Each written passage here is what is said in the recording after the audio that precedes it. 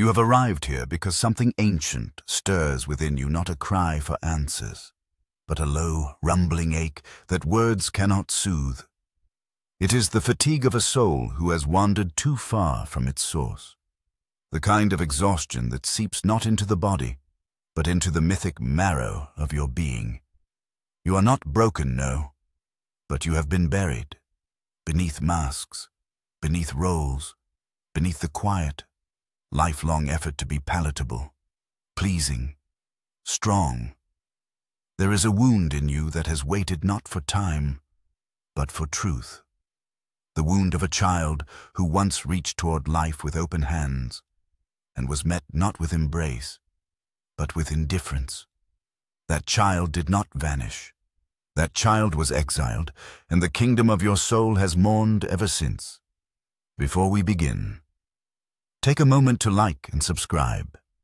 The more you engage and stay with the content, the more YouTube shares these timeless insights with others. By doing so, you're not only helping this channel grow, but also spreading Carl Jung's transformative wisdom to those seeking meaning and inner truth. Let's dive into the depth of the psyche together. The child within you was not weak. The child was a witness, a seer, a keeper of ancient memory and spontaneous joy. But the world, in its own unconscious wounding, demanded that you be something else. You were told, not with words but with 1,000 silent shames, that your emotions were too loud, your needs too heavy, your vulnerability too dangerous. And so you learned to vanish without leaving.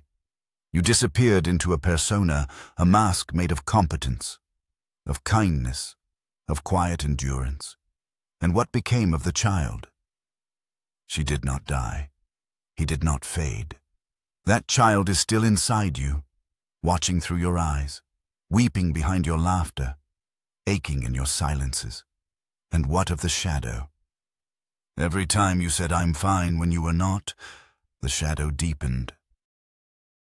Every time you made yourself smaller to avoid conflict, it thickened. The shadow is not evil. It is merely what you refuse to feel. It is your grief, your rage, your unshed tears, gathered like a storm in the basement of your psyche. You dream, perhaps, of homes you can't quite enter, of rooms that change, of voices that call but do not answer. These are not mere dreams. These are the psychic fingerprints of the abandoned child, calling from the depths of the unconscious not to haunt you, but to return you to yourself. That child is the key, not the distraction, not the past, but the very doorway to wholeness. And unless you turn toward them, you will continue to mistake achievement for worth, performance for love, control for safety. You ask, why do I feel so unseen because you were trained to be invisible? Why do I enter rooms and shrink because you were taught that presence was dangerous? You weren't mirrored, only managed. You weren't loved for your essence, only your obedience. You were a soul sculpted into a role, and roles do not breathe. Roles do not dream. Roles do not heal. So much of what you call empathy is the residue of hypervigilance. You became the caretaker, the mediator, the one who understands because you had to. You learned to anticipate others' emotions to stay safe. But now, the skill that once protected you becomes the very thing that keeps you distant from yourself. You are an expert in tuning into the pain of others, but you flinch at the sound of your own sorrow. This is the sacred paradox. You became the healer, but you have not yet been held. You became the listener, but you have never been fully heard. You became the strength, but you were never allowed to be soft. And underneath it all, the child waits to be reclaimed, not with pity, not with sentiment, but with reverence. To reclaim the inner child is to create a sacred sanctuary within your own being. A place where you do not have to perform, where your anger is not shamed, where your longing is not pathologized, where your tears are not evidence of weakness, but rites of return. This is not the work of a day. It is not a single journal entry or a moment of catharsis. It is a pilgrimage, an alchemical process. It is becoming, at last, the parent you never had, not perfect, but present. The one who says, I see you, I believe you. You matter, not for what you do, but for who you are. This, Jung called individuation, the slow, spiraling emergence of the self from the ruins of adaptation. Not becoming someone new, but remembering who you were before the world told you who to be. This is not easy. The soul resists not because it does not want to be whole, but because wholeness threatens the entire scaffolding you've built. The job you stay in, the relationships you tolerate, the silence you've accepted as love. And yet, even now, you feel it, a restlessness, a stirring, a trembling in the bones of your being. It is not anxiety. It is awakening. The pain you feel is not pathology. It is the echo of the child's footsteps, returning. Will you meet them? Will you kneel down and offer not answers, but arms? To turn inward is not to abandon the world. It is to re-enter it, finally, as your full self. To love not as a transaction, but as presence. To stand in a room and not shrink. To say I am here, and mean it. And now, dear one, if these words found a hidden chamber in your soul, if they stirred some long-sleeping truth, I invite you into a quiet ritual of remembrance, in the ancient language of symbols, in the sacred geometry of becoming. Comment the number 1 below. 1 is the number of origin, the beginning, the seed beneath the soil, the self before it was split.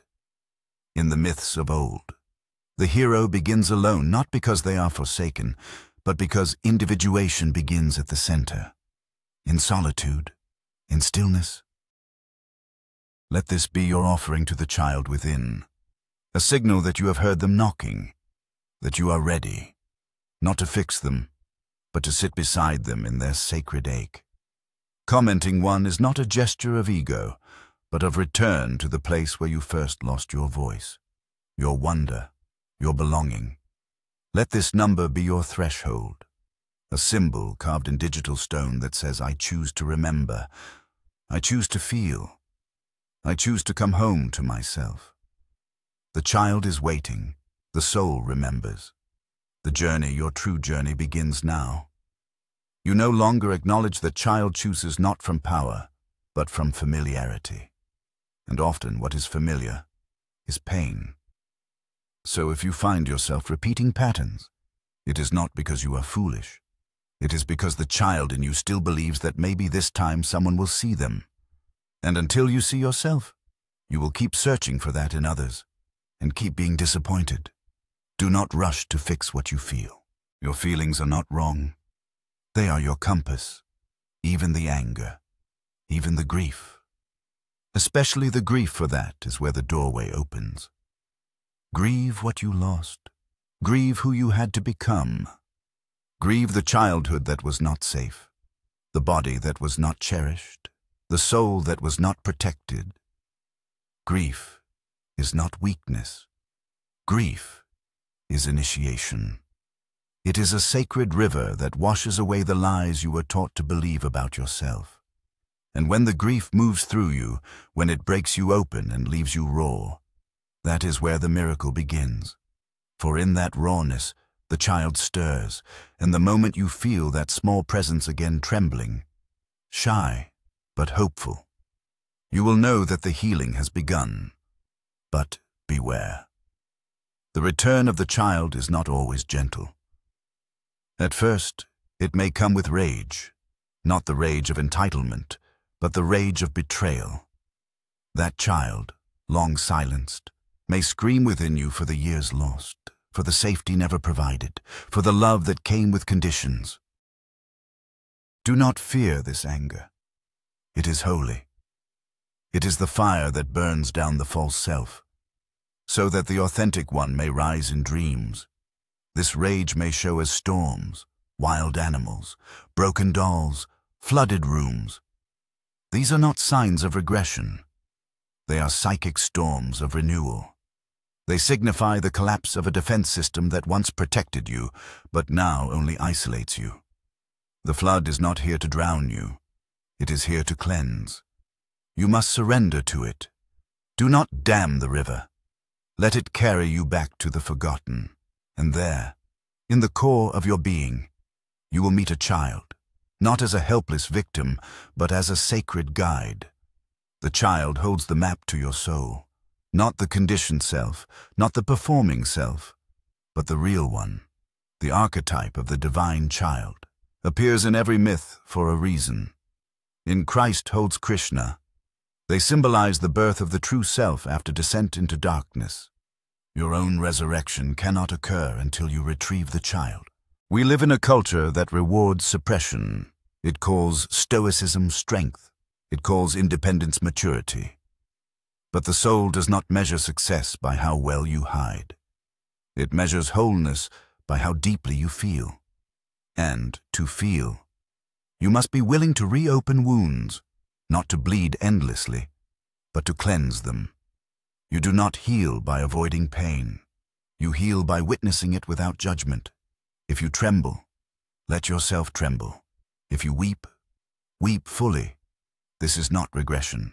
This is return, and return is sacred. Like the prodigal son, the inner child comes back not to be punished, but to be embraced. The table is already set for them inside you. The unseen child becomes the unconscious saboteur. That is why you cannot create the love you desire, because the child believes love is dangerous. That is why you push away goodness, because the child expects the goodness to hurt. That is why you cannot rest, because the child learned that safety was an illusion. Until that child knows they are safe, you will never feel peace. It is not enough to tell the child they are loved. You must show them through your choices, through your boundaries, through the way you speak to yourself. Every act of kindness towards your own being is a message to the child. I see you now. I am not leaving. Many people ask me, but how do I know if I have truly begun to heal? The answer is not in how much you have read, how much shadow work you have done, or how many therapists you have seen. It is in this. When the voice within you begins to soften, when your inner critic becomes less cruel, when you begin to extend the compassion to yourself that you once only offered to others, that is when the child is no longer abandoned. And still, healing is not linear. You will fall back into old patterns. You will revisit pain you thought you had transcended. Do not mistake this for failure.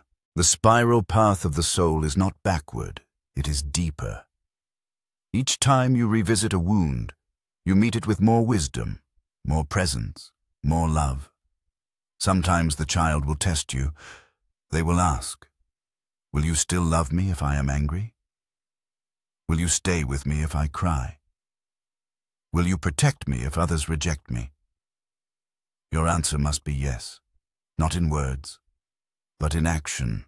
The path of wholeness is not about becoming someone else. It is about remembering who you were before the world told you who to be. And you were once a child who loved without fear, who played without shame, who cried without apology.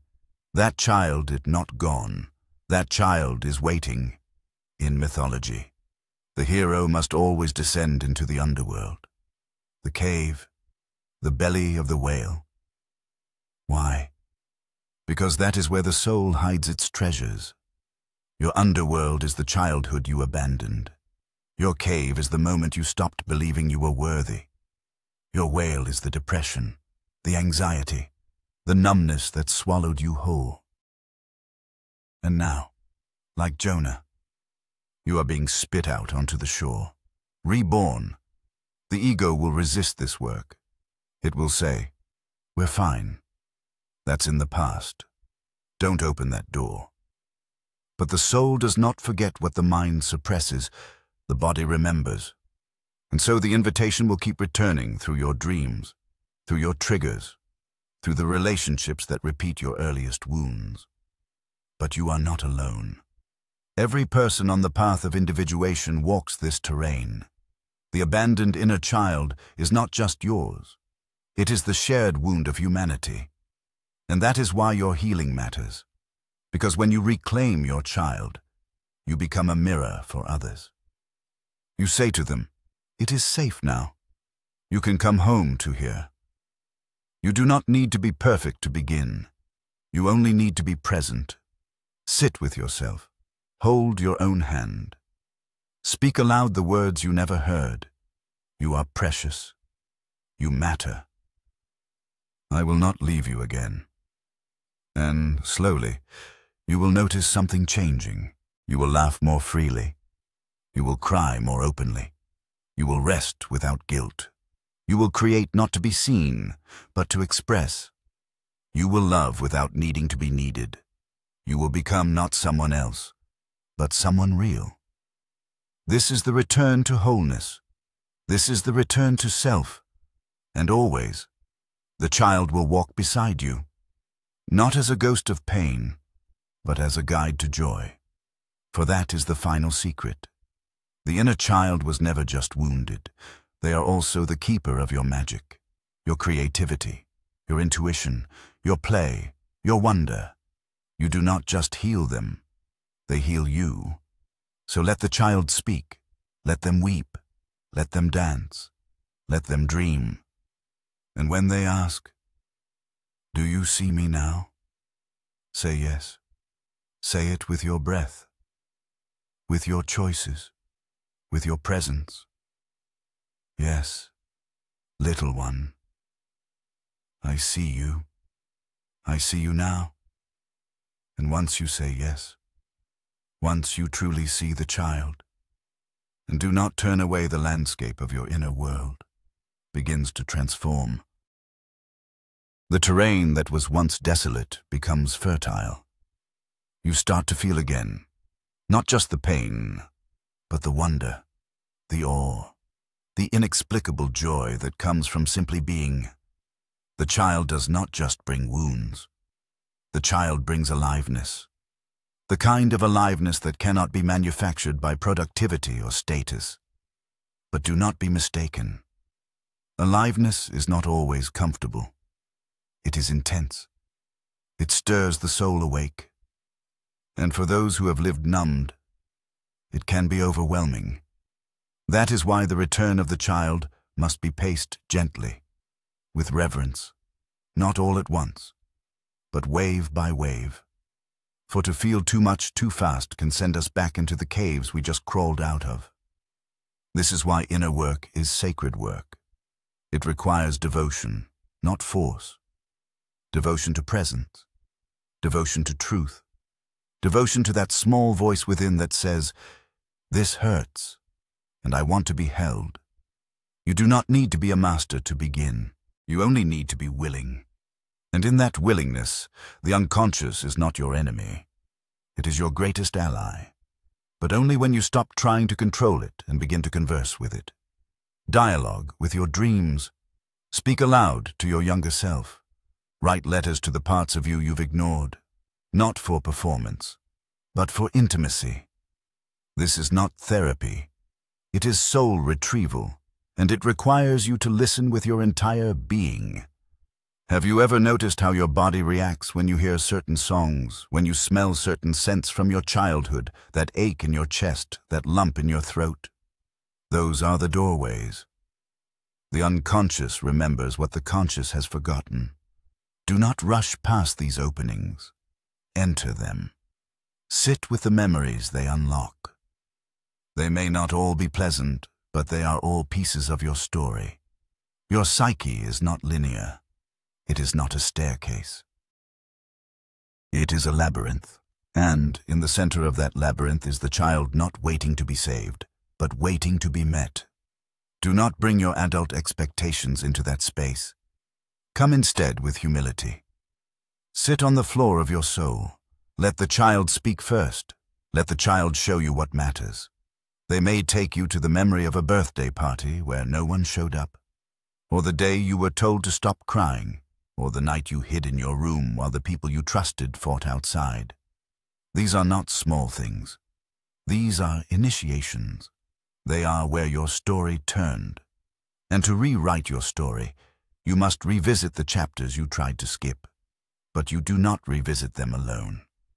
Your present self is stronger now, wiser. You are not going back to relive. You are going back to reframe. To sit beside the younger you and whisper, "You were never wrong for feeling this. You were never too much. You were simply unreceived." And in that moment, something holy happens. Time collapses. The past and present merge, and the fracture begins to heal. This is the alchemy of the soul, turning pain into presence, wounds into wisdom, shame into sacredness. And so I ask you now, will you continue this path? Not because it is easy, but because it is real. You see, we are each born into this world with an original face. The face we had before. The world told us who to be. The task of life is not to create a self, but to remember it. And that self is not found in accolades or achievements. It is found in the quiet moments, in the softness of your own breath, in the tears that fall without shame, in the laughter that rises without reason. The child within you is not asking you to regress. They are inviting you to return. Return to essence, return to truth. Return to that place within where nothing is expected and everything is sacred. Let the others call it weakness. Let the world misunderstand. This path is not for the masses. It is for the mystics, the ones who feel deeply, the ones who dream wildly, the ones who bleed poverty. And you are one of them. Not because you chose this pain, but because you survived it, and now you are ready to turn it into light. You are not just healing for yourself, you are healing for the lineage, for every ancestor who could not cry, for every child in your bloodline who was told to toughen up, for the generations to come who will feel safer because you chose to feel. This is not selfish work. It is sacred rebellion. So when the child returns, open the door. When the pain rises, do not flinch. When the joy surprises you, do not question it. This is the life that was waiting beneath the performance. This is the soul that was buried beneath the armor. You are not broken. You are birthing. And the child, your original self, is the midwife of that rebirth. And what is born from this rebirth is not a polished version of yourself. It is the wild, unfiltered, radiant truth of who you were before the world taught you shame. You begin to remember that joy does not need justification, that your sensitivity is not a curse. It is your compass, that to feel deeply is not to be weak, but to be alive. The inner child becomes your oracle. Through them, you remember how to listen to silence, how to speak to the stars, how to trust the irrational, the mystical, the poetic. They teach you again the language of wonder, the mother tongue of the soul. You begin to notice beauty in places you once ignored. You feel music in your bones. You see meaning in the ordinary. The world no longer feels like a place you must survive. It becomes a place you can belong. The journey of individuation was never about becoming invulnerable. It is about becoming whole. And wholeness includes the tears, the laughter, the rage, the awe. It includes the parts you try to discard. It includes your inner child sitting beside your inner elder, both offering wisdom in different dialects of the same truth, that you were always enough. And now you become dangerous, not in a violent sense, but in a sacred one. Because a person who has embraced their inner child is no longer controlled by the approval of others. They do not shape-shift to be liked. They do not betray themselves for comfort. They walk with a different kind of authority. the authority of someone who has gone into the darkness and retrieved their own light. You begin to radiate something others cannot name, but feel drawn to. Your presence becomes healing, not because you say the right things, but because your being says, "It's safe to be real here." You become a sanctuary, first for yourself, then for others, and still the work continues. The child will not disappear into the background. They will continue to whisper, to giggle, to protest. They will remind you when you're slipping back into performance. They will ask, "Are you being true? Or are you being good?" They will not let you lie to yourself. And that is a gift. Eventually, you will stop seeking permission to be. You will no longer ask the world, "Am I lovable?" Instead, you will declare to yourself, "I am love." This is the awakening the child has waited for. Not to be rescued, but to be remembered. And then comes the integration, not just remembering the child, but living as them and with them, walking hand in hand with that younger self through your days, letting them pick the flowers, letting them cry when the sky darkens, letting them laugh with abandon. You are no longer fragmented. You are one. You become an elder to your own inner world. You speak with the wisdom of someone who has sat in the fire and learned to breathe. And from that fire, you bring warmth, not just for yourself, but for the entire human family. Because once you have reclaimed your inner child, you begin to see the child in everyone. The wounds behind the anger, the fear beneath the arrogance, the longing beneath the numbness. You stop taking things personally. You start seeing symbol instead of insult.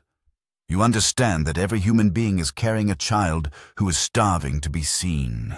And with that, compassion awakens, not as pity, but as recognition. You remember, we are all mirrors. We are all pilgrims. We are all walking each other home, so let this be the benediction. May you never again abandon yourself. May you walk beside the one within who waited so long. May you become the witness your soul has longed for. And may you, in your wholeness, call forth the wholeness in others. You are not the wound. You are the one who survived it. You are not the shame. You are the one who dared to feel it. You are not the mask. You are the face behind it. And when the child within you looks up, wide-eyed and trembling, and asks once more, "Will you stay this time?" You will kneel down, touch your heart, and say, "Yes, I am here. I will always be here. We are whole now. We are home. This is not the end. This is the beginning, the sacred reunion with the one you were always meant to be. Now go not back to the world as you knew it, but forward into the world, as your soul knows it can be, and take the child with you.